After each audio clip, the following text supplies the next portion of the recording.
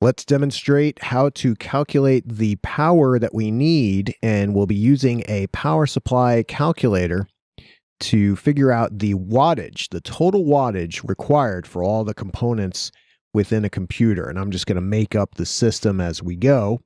And there's several power supply calculators out there. Here we have a power supply calculator at the Cooler Master website. And have another one here at Outer Vision, which is good if you're going to be doing video card overclocking and other types of overclocking. But to start, we'll leave the overclocking out of it, out of the equation, and we'll start building our system here to see how powerful of a power supply we'll need. So we're going to assume that this is a desktop computer, and I'm going to use an Intel CPU. And going to go as far as the recording of this video, this will be a newer system, and we're going to use the LGA 2066 socket, and we'll select something here. Let's try the 9820 Core i9. That's a pretty powerful CPU. TDP, thermal design power. Generally, they recommend you're at 90%.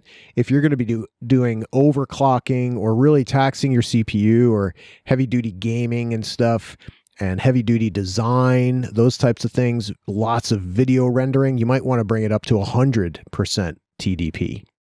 Okay, we'll select our memory, and we'll say that we're going to have, let's say 4. And we'll say 4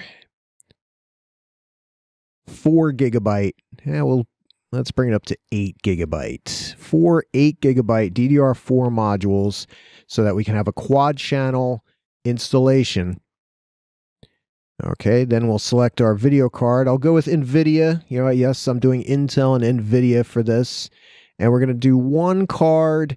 Let's go with, say, the GTX 1080. That's a good place to go here. Only one card for now. We're not doing any SLI, but maybe we'll show that after. Okay, so video card, if we do a second one, we'll see how that goes. Okay, storage. We definitely want to have an M.2. And sorry for the drop-down menus there. And we'll do one M.2. And then as a secondary type of thing, we'll do an SSD. Maybe even that runs the operating system, and maybe you have games running here or design programs or video programs or whatever. Optical drives, well, you may or may not have one. It's not going to make that much of a difference. We'll say we'll put in a combo drive here. Okay, and it could be that you want to add additional cards, TV tuners, sound cards, additional Ethernet cards. We'll leave that blank for now, and we'll just assume that the motherboard has all the connectivity that we want for the time being. Okay, and they give you options for Bitcoining modules and all kinds of other stuff. You might also need some additional devices, so let's just say that we have 4 USB 3.0 devices, standard keyboard and mouse, and fans. Chances are we're going to have several fans. So let's say we pick 2 additional 120 millimeter fans. No liquid cooling yet. And we'll say computer utilization, we'll leave that as 8 hours per day. Okay, so to review, we've got a Core i9 with an LGA 2066 socket running at 90% TDP.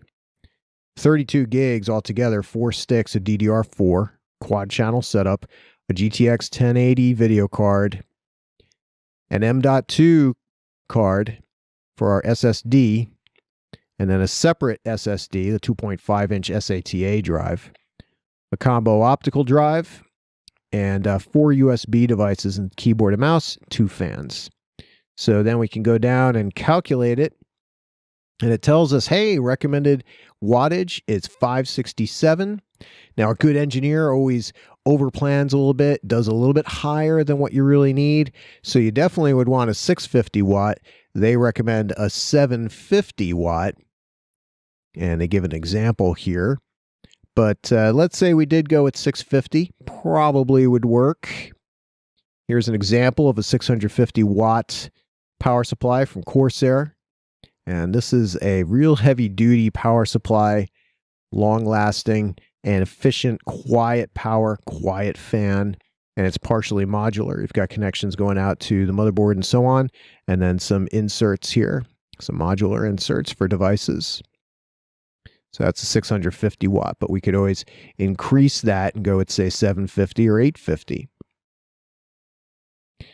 They're recommending a 750, and generally that's probably what I would do. I would go about 25% higher than what I think the wattage is going to be. Now you can go and look at each of these devices and figure out, what each of these devices will use individually and then add it together as well. But these calculators do a lot of the work for you. For example, the TDP, the maximum TDP for the CPU I'm using on this computer, Core i7-5820K, the computer I'm working on right now, that is a TDP of 140 watts. So you could add all that stuff together individually. But let's say that you wanted to build some type of gaming system. Now, you might not go with Intel at all. You might go with AMD, but we'll stick with the Intel platform for now. And so we'll bring this up to the 9900 chip, which brings us up to 3500 megahertz. We'll increase the TDP to 100%.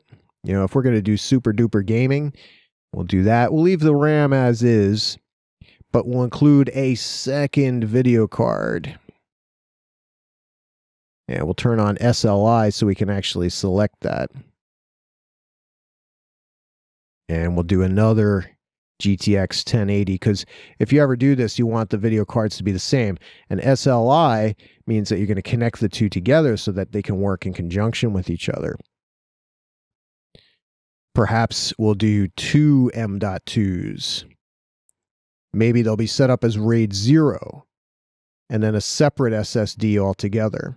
And, to really get into this, we might include, say, a dual port Ethernet card or a quad port, and then we could do link aggregation and have a much better network connection. So let's say we'll add something like that as well. And, we might include a liquid cooling system.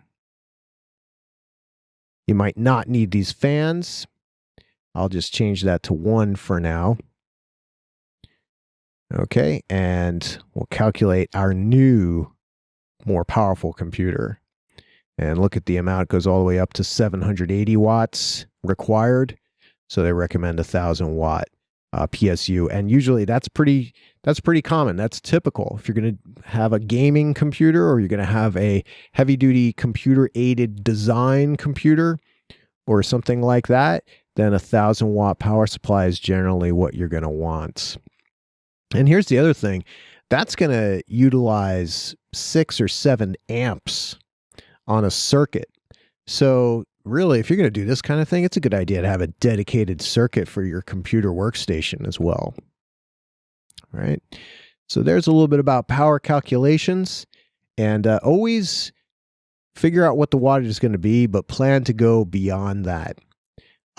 Grab something that's going to be about 25% more powerful.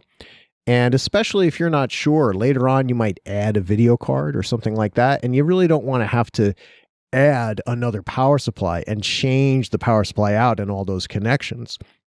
So think for the future as well. Look into your crystal ball and see what you might use.